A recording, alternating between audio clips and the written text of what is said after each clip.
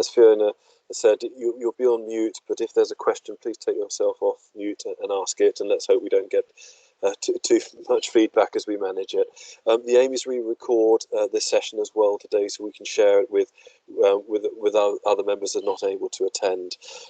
So that's just a little bit of the housekeeping. Now, obviously, we've got a range of experts on the call, both SOFHT and members, to be honest, across the industry. So it's really, we can complete this in two ways. Whether there are any particular areas that people would like to ask questions about, and then we can understand who we have on the call that can answer that, or we can ask the council members from their perspectives, such as retail, food service, pest control, for example, chemical and disinfection. What are the areas they're seeing, the challenges they're involved in? Maybe I can start by just asking if there are any particular areas that anybody would like to hear about.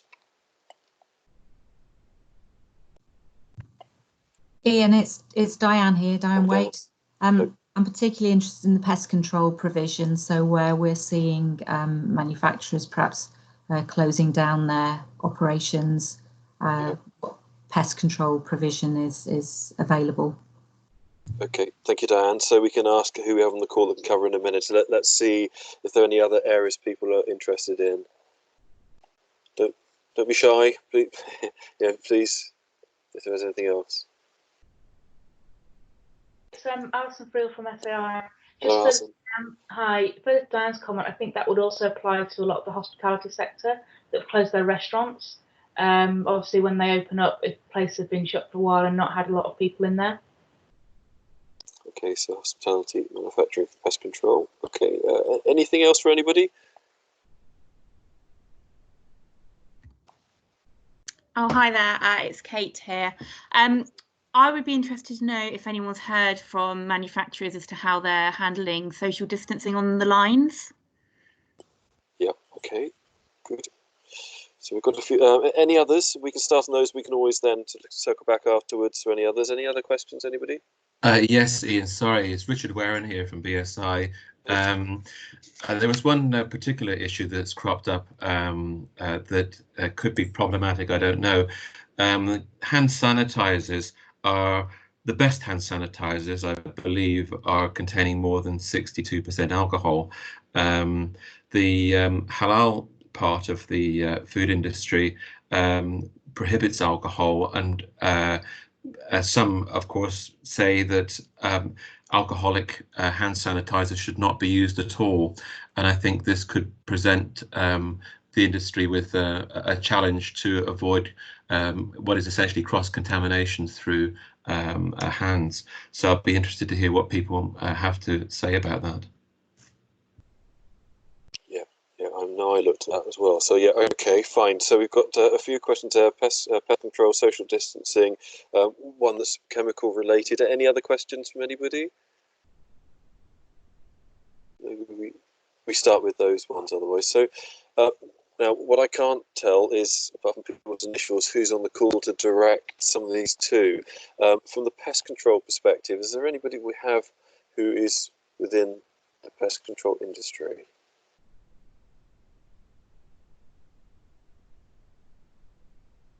Okay, so we've definitely got members that... Ian, it's Fiona. If you wanted me just to give a little bit of, I could, don't have please, a lot of insight, but I have some from our perspective, if that's any use. Yes, I think it is. And Fiona, what we've talked about is we would like to continue these as a regular call. We've obviously got members from across the sector, so we can then, as we know the areas people are interested in, we've definitely got pest control companies that could support with their knowledge going forward, so we can include them in the next call, couldn't we? But yeah, if you could, that'd be good. Yeah, so Diane, just from our perspective, I know there's been lots of discussion over the last few days over what constitutes key workers, and my understanding is that pest control contractors were still operating because we're considered, or they are considered, as key workers. So if the premises is still open and accessible, then I think you should be able to get support from your pest control company. Certainly what we've seen on the ground is that due to absences and different focus or using personnel in different areas, we may not get the level of technician or field biologist that you're used to, but it would be something that you might be able to get some more information about from your pest contractor. But most of them seem to have put statements online about how they're working and how they're trying to support at the moment. But I don't know if there was a particular question about it. Was it just about access to closed sites that you're worried about? Yeah, no, I've just been listening to, I've been on some other calls where the conversations were around if, you know, if sites have, this is manufacturing and food service, restaurants, etc., as if they've got any outstanding enforcement activity, would that still be pursued by the enforcers? And I believe that although there'll be understanding, it's still not acceptable to have any outstanding issues. So I was just trying to understand how easy it would be to get pest contractors into all the different facilities, and whether that was going to be a problem for members. Yeah, I think it's a really good question, and I think the point around enforcement is a really good question as well. Is we know that enforcement bodies have been asked to be a bit pragmatic, and I think most local authorities are not conducting food hygiene inspections at the moment. But that doesn't mean to say that if there was a serious issue like a pest infestation, that you still that you wouldn't get any follow-up from them. But what we could do actually is we're planning to hold this soft focus live weekly if we can, but we've certainly got lots of pest control companies on our membership, and we could ask for some of them to maybe join a call next week and pick up some more of this. Would that be helpful? Yeah, I think that would be really helpful. Yes. Clearly, it's whether that's a widespread question or whether it's just my particular query at the moment. But yeah, that would be useful. No, I think it's a really good question, and I think also we might be able to ask either FSA or BASE to give us some information about how primary authorities are operating at the moment, and if they can give us some insight as to what actually has been asked of local authority officers. So if they're not inspecting food premises at the moment, it would be nice to know what sorts of activities they might be getting into. I don't know whether Ian, if he's able to give us any insight there.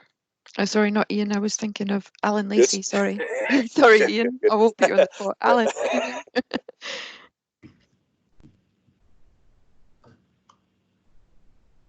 You might well be on mute, Alan. I think everybody's been muted. Yes, I hear you now. Okay. I'd be very surprised if any local authority followed up on an existing pest control issue. If a business is closed, you know, it's arguable that the public isn't at risk in any way. And yeah, from feedback I've had, local authorities aren't pursuing any routine inspections at the moment. Indeed, in one local authority, I know that the EHOs, the food team, have been asked to help out distributing meals to the elderly, which is perhaps much more important right now. But one thing I would say that I've heard feedback from a few sources that local authorities are contacting companies, including large companies, to find out what they're doing about the safety of colleagues during this current situation, with the argument that they need that information to feed back to central government, which to me seems like total nonsense. I mean, if they want to find out what a multiple site company is doing, surely this is the case for primary authority. But certainly that's all I've heard about food team interaction with businesses over the past couple of weeks. Hi, thank you, Alan. It's Richard here. I was just going to make a comment that with food service premises being mothballed, this gives a perfect opportunity for rats and mice to have free range within these premises, which are perhaps not going to get the same attention from a pest control company. And this could be a serious issue for when food businesses, food service areas and stuff reopen for business, that they may find that they've actually got a pest issue that they didn't otherwise have to deal with. And a second point is that there's a new virus now, which is being, you've probably seen the news, this hantavirus, which is deadly, and there's been a first death of this in China. I know they're trying to play things down by saying, well, unless you plan on eating a rat or a mouse, it's not really a problem. And this isn't a new virus, it's quite an old one. But again, if companies are looking at pest control, and particularly during the time that premises are mothballed, this will be something on people's minds, because it can be transmitted through rat and mice, feces and urine. So just an observation, really, but a couple of points that could be problematic for us when we get into startup mode.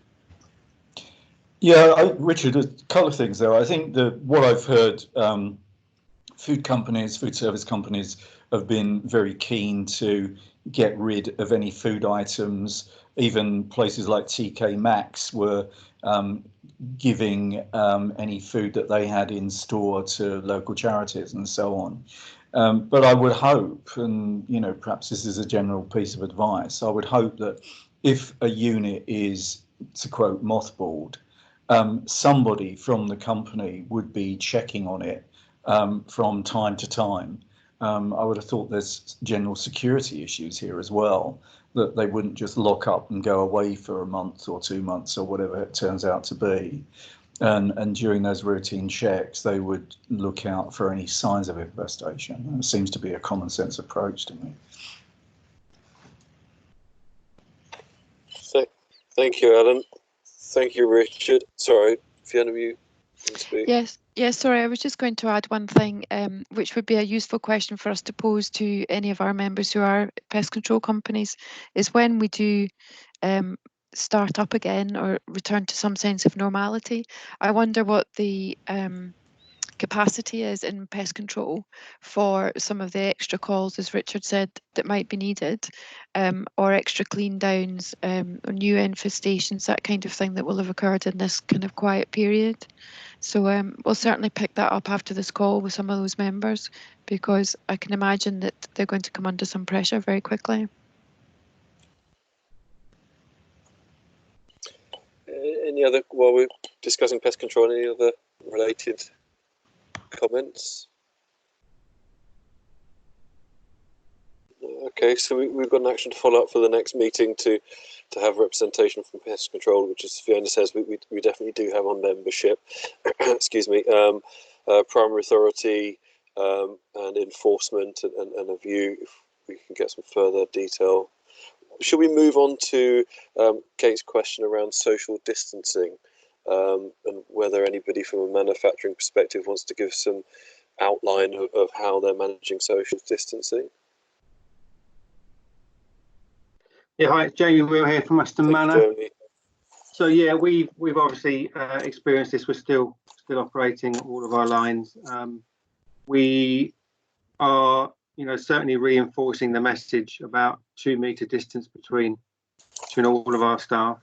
There are obviously then going to be certain pinch points which we've identified, and then made sure that the staff that are potentially going to be in those pinch points really don't linger at all, and that they're only in those for the minimum amount of time. So we've done that across all of the sites, and then as you'd expect, for I'm sure all the other manufacturing sites are doing, it's around education and making sure people are familiar and refamiliarizing themselves with the risks. So that's in effect what we're doing. I'd be interested to see other manufacturers out there, if they're taking the similar lines to us. Hi, Ian, it's Pete Littleton. Hello, Peter. Hi. Well, we're on a slightly smaller scale, and not in terms of the sort of food manufacturing, but certainly for the chemical manufacturing. We've looked at the PPE our guys in the factory are already wearing, gloves, visors already, because of the chemicals, etc. And so we don't have too much of a problem on the lines. The pinch points that we found are things like canteens. So we've implemented staggering of breaks, just to make sure we're not too many people in one place at one time, and just wallpapered everywhere we can with serious social distancing messages, but also quick trawl through the internet and find some funnies, you know, to try and get it to into people's minds that, you know, you're saying about social distancing and you're keeping 2 meters apart from everybody, and then you're sitting next to each other at the canteen eating your sandwiches. Exactly. We've done similar things, Peter, where within our canteens we've got notices to say that only one person can sit at the table. We've also relaxed our controls about eating in cars. Yeah. So we've said to people, if they want to eat in the car at lunchtime, that's fine as well. We've got a couple of people in our factory who've been social distancing for a very long time, not because of anything to do with any sort of viruses. They're just antisocial buggers. So we just asked them what the best way was to keep people away from them, and harvested those ideas. And again, that helps to get the buy-in. And the eating in cars was certainly something that came up very quickly. Why did I think from talking to someone yesterday that canteens were now no go? When I say canteen, we haven't got a canteen in the sense of a canteen that serves food. We've got an area with where people can sit. There's a kettle, there's a fridge, there is a vending machine, but we took the simple thing of turning it off. Not the damn thing ever works anyway, and there's only chocolate in there. But I hadn't picked up on that one, Ian. Yeah. Well, I would imagine that it fits under the same as restaurants and cafes. You know, it's an area where you've got a aggregation of people all joining a place of risk. That takeaway is the only option from those. What tends to be one of the issues is also the amount of people that you need within the kitchen to be that they're actually working on top of each other, producing the food. So that's, you know, that obviously. Number of takeaways have decided to stop working as well because they can't operate within their own facility with people 2 meters apart. But then, Diane, if you draw that extension across, what about hospital kitchens? Yeah, I think. Well, a lot of that is now moved to sort of takeaway. True. Yeah. Where they've got the takeaway operations within the, you know, sort of cafes, etc., in the hospitals. Hi, it's Fiona again. I think there was some updated guidance issued either today or yesterday from the government on workplace canteens. I think in their first information, I know that was a bit of a confused message that Boris put out there, but and initially it was understood that workplace canteens were to close, but there's some new guidance on their website which says workplace canteens can stay open where necessary. I'm just looking at it now. Where it says where there's no practical alternative, workplace canteens can remain open to provide food for staff and a space for breaks, but staff encouraged to bring their own food, and measures should be taken to minimise the number of people in the canteen at any given time, which is exactly what you've just mentioned about staggering breaks and spacing people out. But I think they've obviously realised that you can't have a big workforce still functioning without giving them somewhere to go and eat and have a rest. Have a cup of coffee. Yes, so I can share that link if that's helpful. It's on, where was I reading from that from? It was on one of the government websites, I think. So I'll find the link and I'll send it on to you. I've got the link as well, Fiona, if you need it, so I can send that on. Thanks, Jamie. I must confess, the gov.uk website, the specific microsite on COVID-19 has been quite a useful source of information, because we've had a lot of people going around their businesses and, oh, have you read this online? And it's online. Just calm down. You know, go stick to trusted resources. And carrying on then on social distancing, any other examples of best practice or that people can give? Mike McCorkle, SGSE, and just to add one, in our laboratory we did look at the common routes and walkways and then checking that people didn't have a permanent workstation right adjacent to those, so just moving people away from those walkways if it's practical to actually move a workstation. So in the lab that's possible. I guess it might be harder in some factories, but obviously a risk assessment of where you've got the heavy traffic of people, and then trying to avoid having anybody working in that immediate area. Thank you, Mike. Has anybody done any work on social tracking?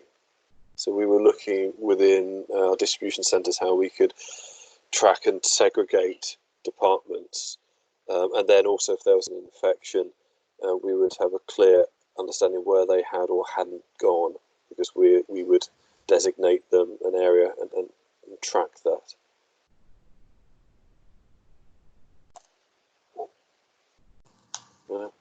No. We haven't, Ian. I think there is the potential though to do that with technology nowadays, with security passes and things, where you can actually, you're preventing people from going to certain areas. I'm sure there is the possibility that you can then identify which areas people have gone to through that similar technology. So I'm certain it's out there. We haven't done anything with that yet, though. Okay. That would be really interesting to hear more about, Ian. How would you do the tracking? So, well, this was about mapping where people would be rather than physical tracking. So, the discussions were around you would zone a facility. You would have the different shifts only allowed to access through a certain zone, so they're segregated from the others, potentially with a colour-coded armband. And so it would be visual as well as where they've been. So one of the discussions we were having over a 24-hour shift, 24-hour time frame, if you had 2 or 3 shifts and you did have an infection, how could you then potentially limit that just to one and have confidence it was just within one shift that had been impacted, and by having them segregated and this tracking. One of the challenges was it's fine in a smaller facility. As you get to a larger facility, that gets more challenging. I know the other discussions we've had around, if you then do have an infection, how do you isolate out? One of the comments came back from, this is one of our countries, is around having a facility people can then wait in while they can make preparation at home, and actually preparation to travel home in some cases. So you sort of give them a room to be in. So again, sort of mapping out how you can segregate the facility. Very interesting. Any others on social distancing? Anybody seen? The only thing I was going to offer is I've got some images which I can share on my screen, just out of interest, if people wanted to see the sorts of things which are popping up in retail.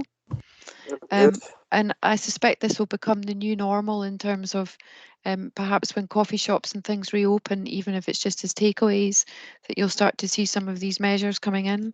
But I just put some on a slide, which I'll see if everyone can see my screen. So there's some pictures there. Yeah, can you see that?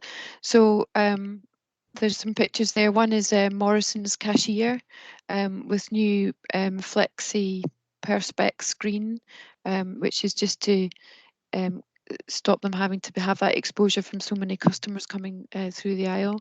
I think some supermarkets, and I know at Tesco, we're fitting similar screens as we speak, but we're also looking at opening every second checkout so that there's always a space between aisles. The picture in the middle is some social distancing markers. I think Asda are using in that way, which is supposed to help customers queue in an orderly fashion so they're not too close to each other. And then the third image is from a site in Hungary, where they've got slightly more customer friendly, I'd say, sort of nudge technique, which is social distancing just to help customers stay apart. So I can imagine going forward, as we start to open businesses back up, we'll see a lot more of this in our new future. I don't know, Diane, if you agree with me, if that's likely to come your way. Yeah, absolutely. I think we're all planning for reopening, and the view is, will people be cautious when they come back, or will it be a sort of free for all because everyone's delighted to be out of their homes and able to eat in a restaurant again and all come charging in? So how can that best be managed? I think likewise within manufacturing sites, you know, how can we, for those sites that have been mothballed for food service, which a number are being doing so, then, you know, how do we open that up to new ways of working? So it'd be really interesting if any members have got sort of similar ideas and pictures that they're happy to share for the greater good for manufacturing and for food service.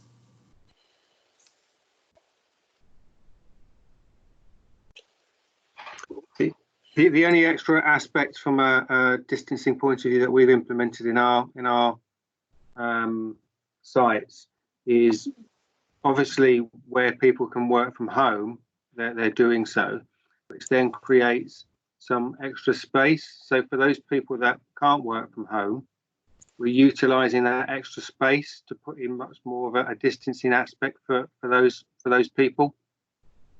That's the only extra part that we've done across all of our sites. To look at all of those that do have to work at the sites. Obviously, not necessarily the people on the lines themselves, but some of the shift managers and people like that, looking at where they're working and making sure there's, you know, limited people in any one space, and utilising the extra space that we've got from people that are working at home. I think it's not just the distancing, Fiona, it's also the other cross-contamination risks. So something as simple as handling a menu, you know, laminated menus, or a lot of businesses are now moving to iPads or whatever with their menus on. You know, those kind of things that are actually being handled. Some thought will go in future about what that actually looks like and other better ways of doing it.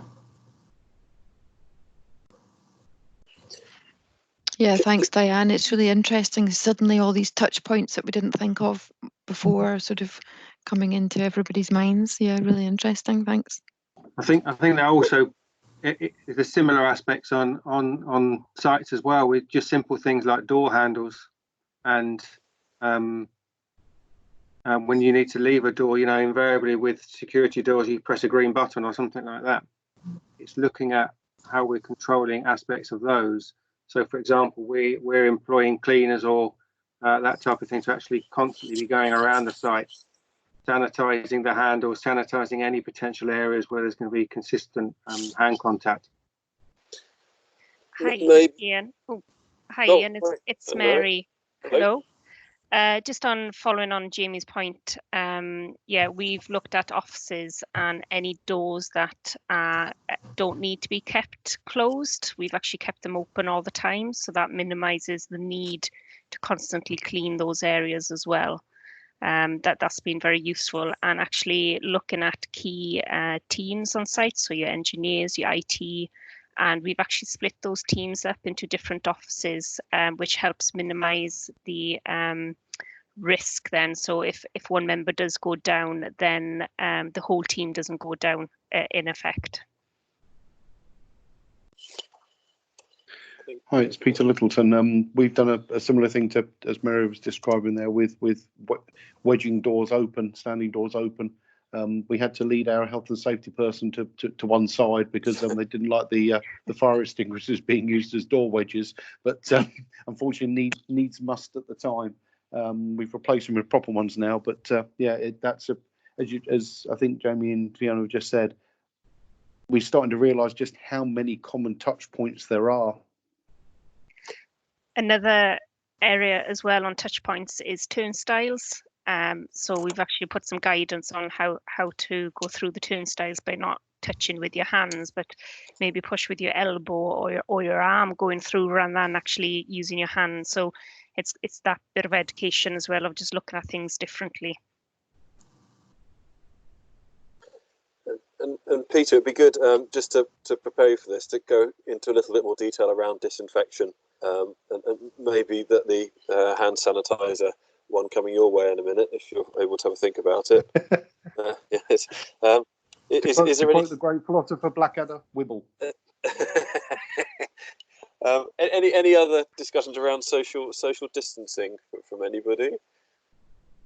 I think the only other one for me, Ian, is it's not so much about hygiene, but it does impact ultimately on your sort of ability to operate the businesses is, are there individuals who are not considering themselves to be key workers? Now the food industry is. Is everybody getting echo? I think we've got a little. Is everybody else able to go on to mute, if possible, please? Continue. So obviously, David, I think you wanted to say something in a minute by the look of it. So, sorry, Dan. That's okay.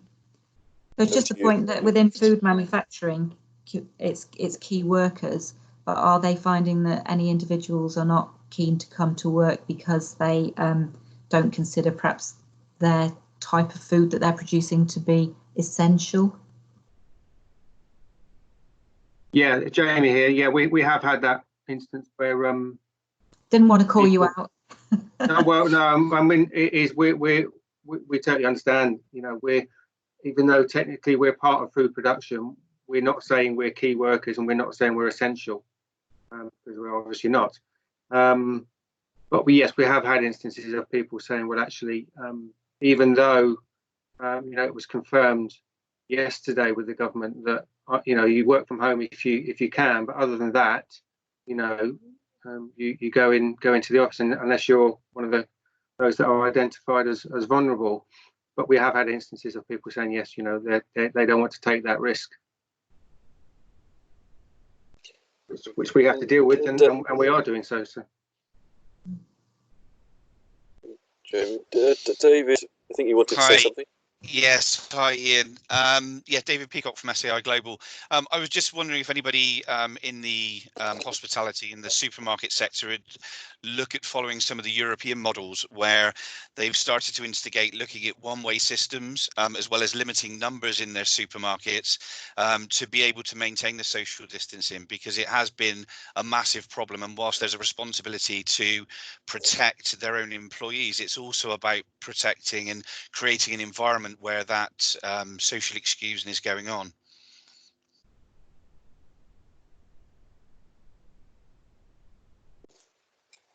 Do you want me to answer that one as best I can, Ian? Be interesting.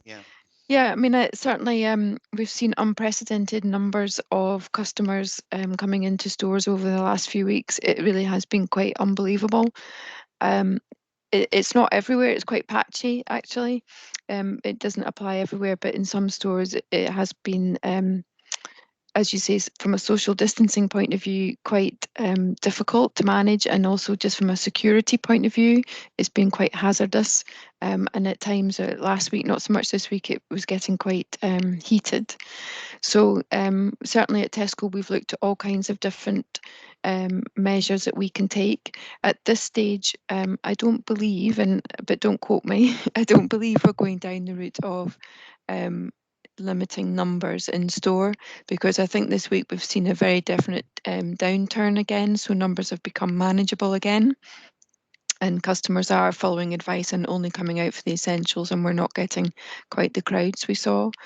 But certainly some of the nudge techniques and things that I showed you on the screen are being looked at, and any other ways that we can marshal with the use of barriers or one-way systems in the aisles. All of that is definitely being looked at, but no big decisions yet as far as I'm aware. But I tend to look after more food safety stuff, and this is pretty much sitting in the health and safety side at the moment. So that's where we are. I think there has also been some discussion around trading hours. So when it was very busy, we had to reduce our trading hours, which has made it easier for us to man the stores if we're managing high numbers of absences. But that sometimes creates a pinch point in terms of shops all opening for a shorter space of time. So it'll be interesting to see what happens in the future with perhaps Sunday trading hours changing. But that's probably the best update I can give you, if that answers your question. Yeah, that's great. Thank you. David, could I ask you a question? Sorry, not to put you on the spot, but as we start to look at obviously as far as auditing and allowing access to auditors on site, looking at smarter ways, remote ways of continuing to audit. Any thoughts on that? I know it's something we just started to look at as a business.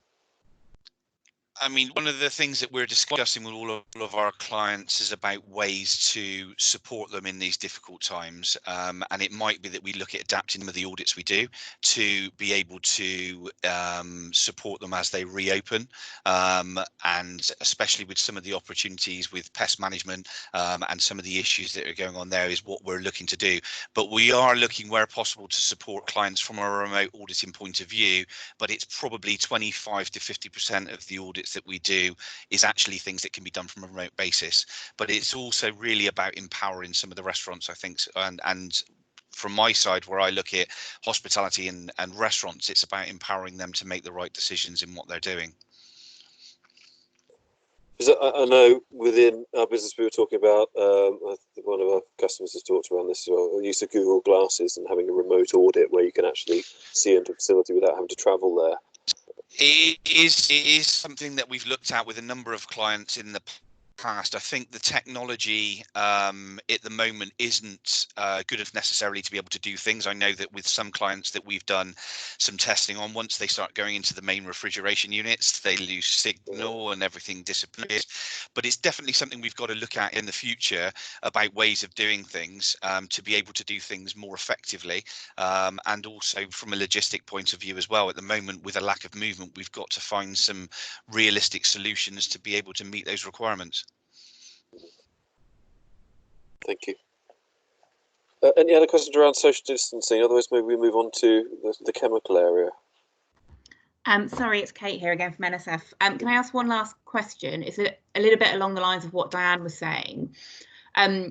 Obviously, we've got the key worker association with the food manufacturing industry, but how are manufacturers identifying those employees that can work from home? We're seeing quite a bit of variability at the moment in terms of how companies and our clients are doing that. And where we have people who feel that they may be able to work from home, I guess it's thinking about what advice we could give to them to, you know, approaching their managers and things like that about it.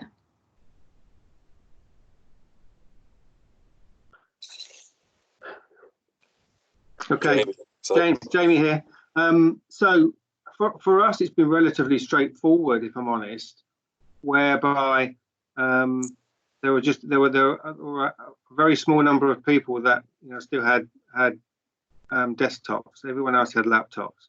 So we identified those staff that physically could work from home first off in terms of what kit they had. We then looked at the tasks and the functions that they were performing, and it was, as I say, it was relatively straightforward. So the majority of the functions that were based at our head office can all be done remotely. So they're all working at home. There's a handful of people that are based at the manufacturing sites, which aren't on a day-to-day basis involved with process or production. So again, they can work from home. We've limited, from a health and safety point of view, there still needs to be some element of control, physical control in place with our health and safety representatives.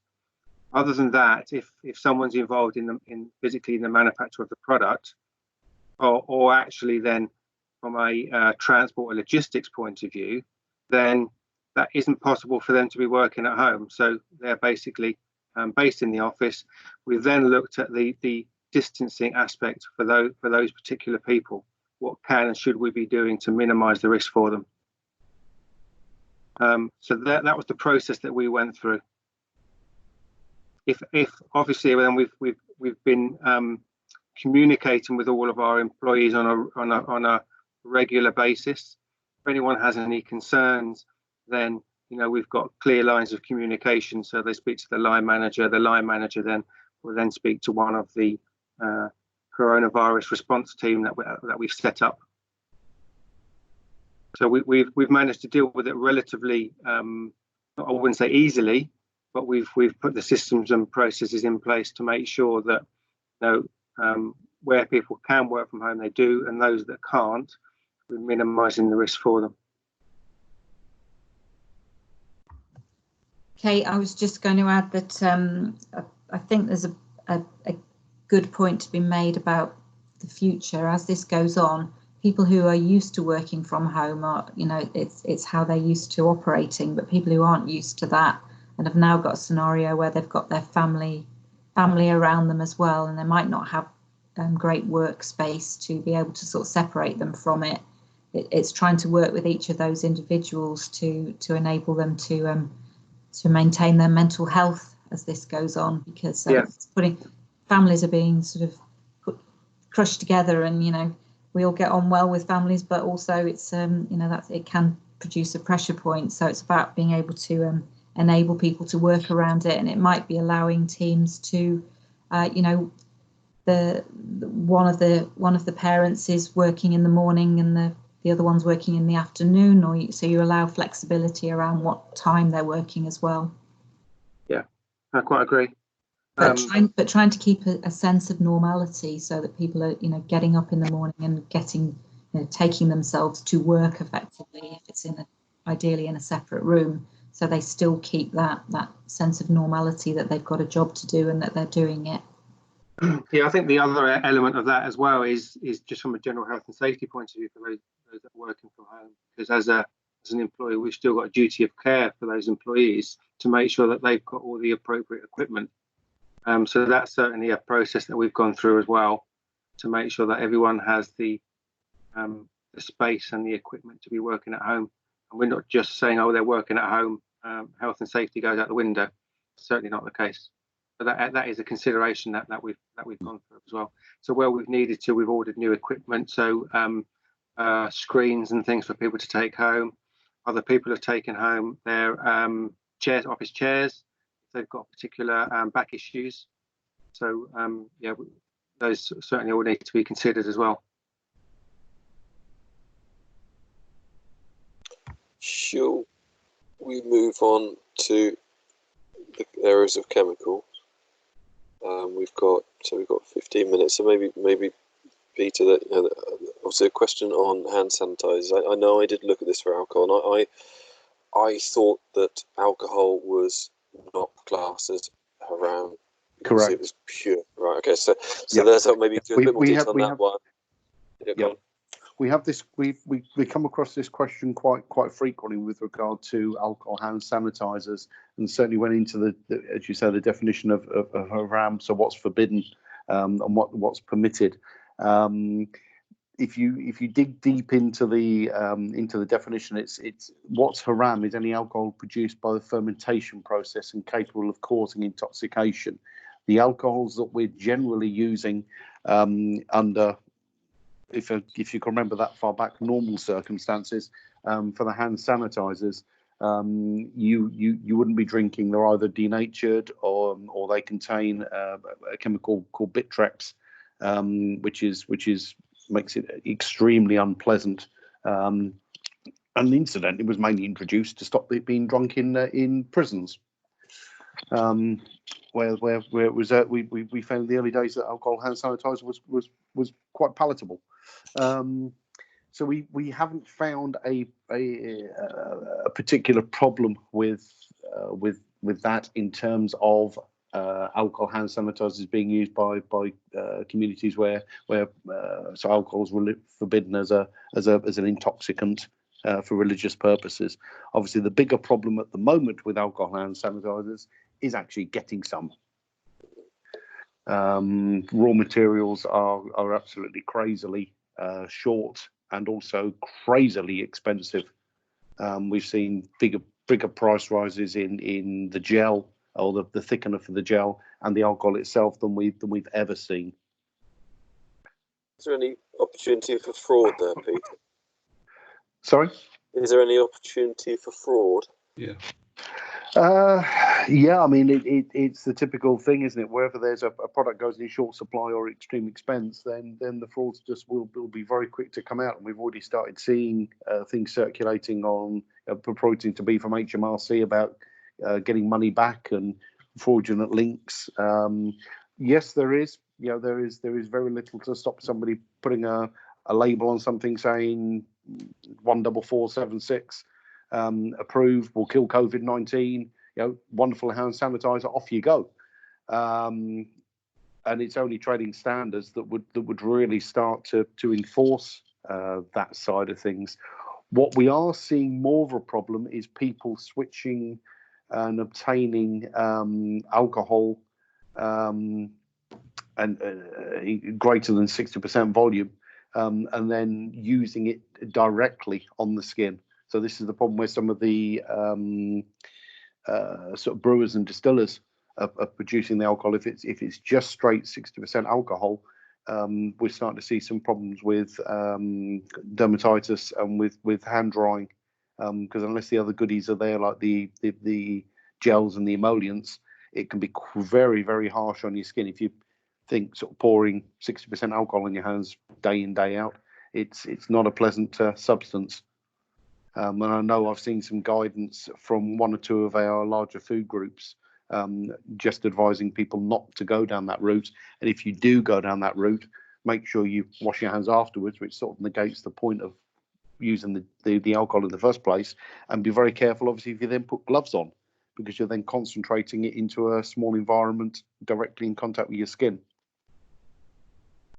Good, Peter. Thank you very much. It's Richard again. Thanks for answering those questions. There's one tip that I thought might be useful to share with everyone. It's probably something that everybody already knows, but I was on a call this morning with my colleagues in APAC, where they are seeing companies out in Asia and Pacific installing a very simple activity, and that is that in the company they have a klaxon or a horn that goes off every 30 minutes, and whatever you're doing, you go and wash your hands, because trying to drive hand washing and becoming part of the culture and as a routine is incredibly difficult in some nations, and the only way that they could get this done was to have a klaxon go off and that everybody washes their hands. And I thought, that's a good idea.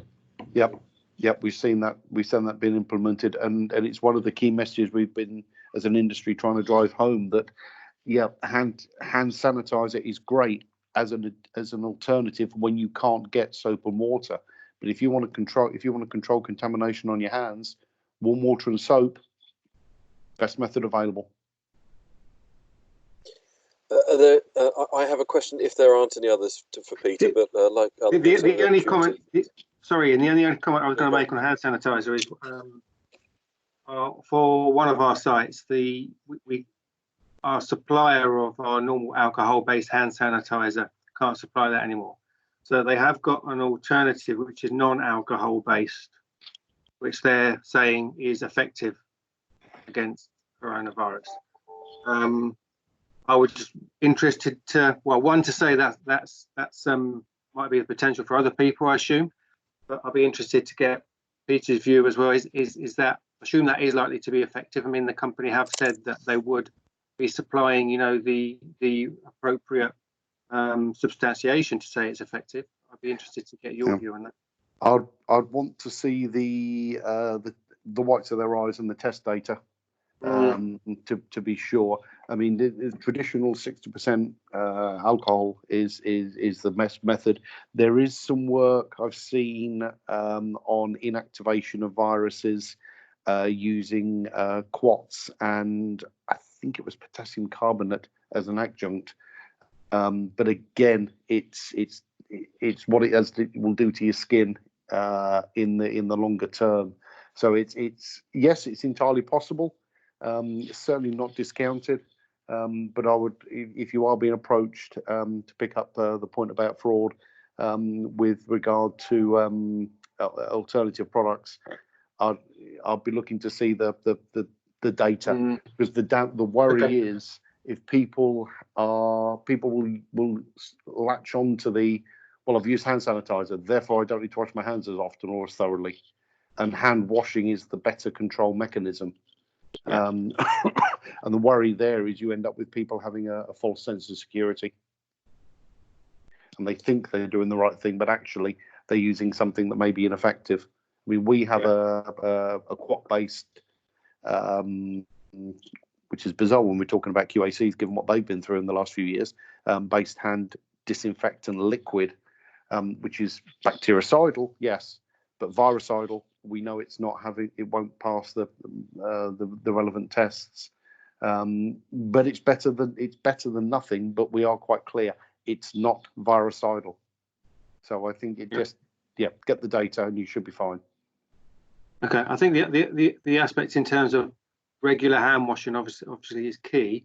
I like the idea of having some form of physical reminder, whether that be a klaxon or something. I suppose the only caveat I would have with that is obviously you don't want huge numbers of people going to wash their hands at the same time, and then you're not distancing yourself. Blows your social distancing, doesn't it? Maybe line at a time.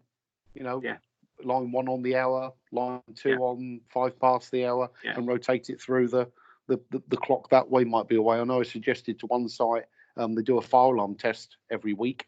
Why not use that? And they were, well, then we'll get the fire brigade turning up every 5 minutes. So that may not be the most, but we're going to have to get more inventive as we get further down the line with this one. Okay, we've got 5 minutes left. I'd like the opportunity, Fiona, as chair, just to close. Is there a last question that anybody has? And hopefully, if people have found this useful, and as we get more structured around this, we can continue these conversations next week as well. Any last questions from anybody? I just had a quick question, Ian, just before we close on hand washing. I wondered whether in the new future, whether it would become the norm or whether any businesses have already thought about it, which is providing hand washing facilities for customers. So I know globally, sometimes you do see in retailers or in restaurants a wash hand basin where customers can wash their hands. For example, in Nando's, because in Nando's you're eating chicken, etc., with your fingers, they provide a wash hand basin where you can go and wash your hands, after your meal. I'm just wondering whether that might become the new norm or whether anybody's thought of that before. David Peacock from SAI Global. I work with a number of clients in the Asian Pacific, and that is a culture out there where members of the public will come in and wash their hands, and often the queue for the hand washing is longer than the actual counter. So under these current times, I would imagine that'd be a very, very good idea to start looking at bringing those sort of things into the culture. And it's a big buzzword in the food industry and health and safety industry at the moment, where we are looking to evolve and change the culture, and I think that would be a good implementation for it. Yes, I've seen it in Asia stores as well, where it's quite common you see for them to be handling raw fish or poultry that they pick themselves, but actually we've really got to think about our food industry of the future and whether that's something that will become sort of normal behaviour amongst our customers and something they might be glad of, really. So I'm just conscious of time. Yeah. Yes, please. So maybe give a closing. Thank you. I just want to say a huge thank you to everyone who's answered and asked questions today. I've certainly myself have written an entire page of notes, which I find really helpful. We've also got some ideas, I think, going forward for future calls. We definitely want to try and do something like this at least once a week. If I can ask Sue in the office to pick up with our pest control members. I think the pest control question is a burning one, and we'll try and get that into the diary as soon as we can and just have a Q&A session with some pest control people. But just want to say thanks again, and please do keep in touch with SOFHT. If you have any ideas or suggestions for how we can help you through these difficult times, do let us know, and we will certainly do everything we can to be there for you. So stay safe, everyone, and have a great rest of day. Thank you, Fiona. Thank you for what you're doing at Tesco. It's terrific. We'll do our best. Every little helps. Thank you. Bye. Oh, we had to get that one in. Thank you. Bye. Thanks, everyone. Thanks, folks. Thank you very much.